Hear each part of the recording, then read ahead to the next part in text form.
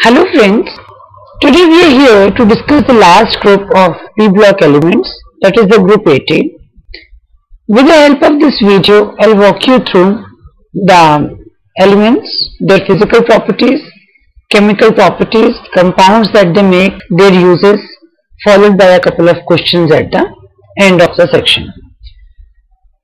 So to start with, the group 18 consists of following elements: helium, neon, krypton, argon, xenon and radon. All of these are gases and are chemically unreactive, right? They form a very few handful countable compounds, which we will talk about later, and we call them noble gases because they are chemically inert, unreactive, they don't form any compound, and hence they are called noble gases. Right? So, group 18 elements consists of helium, neon, krypton, argon, xenon and radon. All of them are gases, chemically unreactive and known as noble gases. Except radon, all these gases, all these noble elements occur in the atmosphere. Radon is a radioactive element, right? And it is formed as a result of radioactive decomposition of radium. In fact, that is why the name radon, right? It's a byproduct of the radioactive decomposition of radium, right?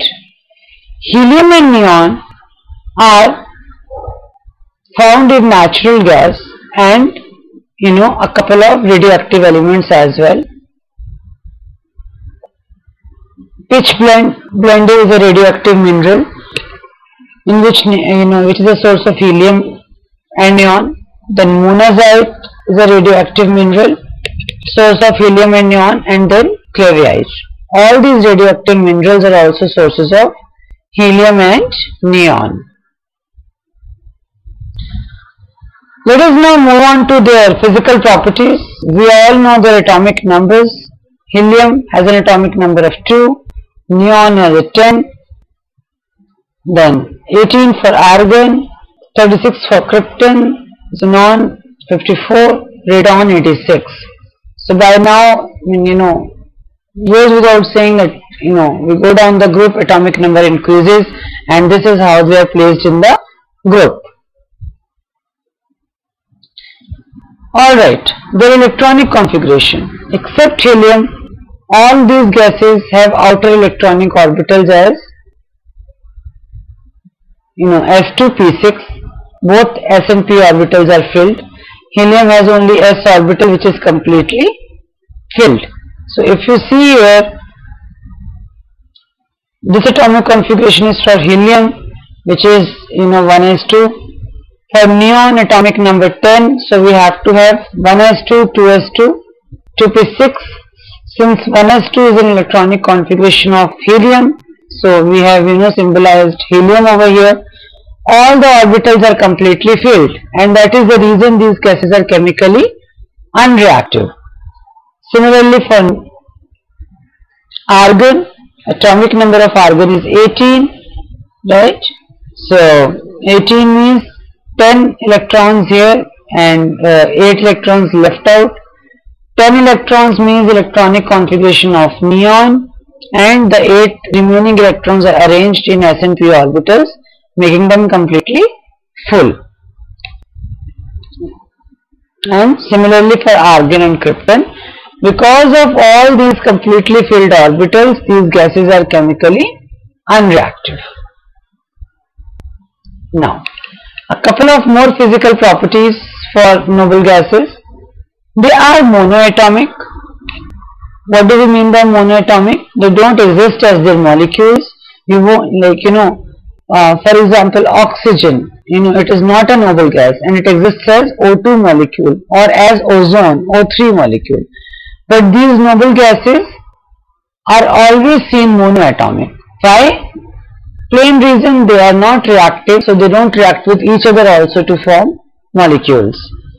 They are colorless and odorless, tasteless, sparingly soluble in water, to be soluble in water you need to have a polarity. They don't have it, and they have low melting and boiling points.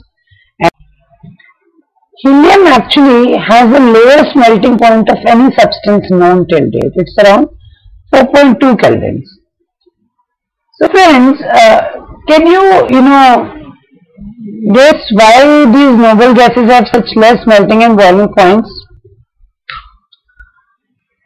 See, melting and boiling points are nothing but breaking of some forces to make to convert substance from solid to liquid state. Since these gases are monoatomic, they don't form any compounds, and the only forces they have are weak dispersion forces, which are interatomic forces, right? So, and that is the only forces one has to break to make them melt, and hence the weak dispersion forces lead to low melting and boiling point of the noble gases.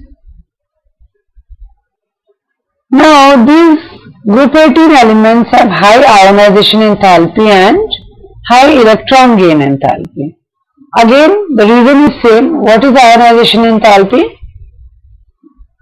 The energy required to take out an electron from the outermost shell of orbital of an element is known as first ionization enthalpy, right? And second is for the second electron.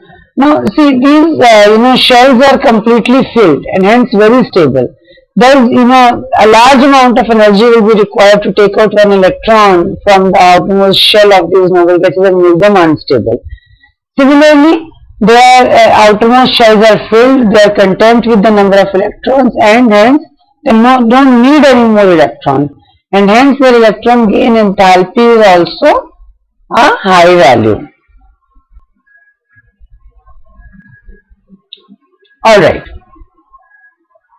we come to the chemical properties now.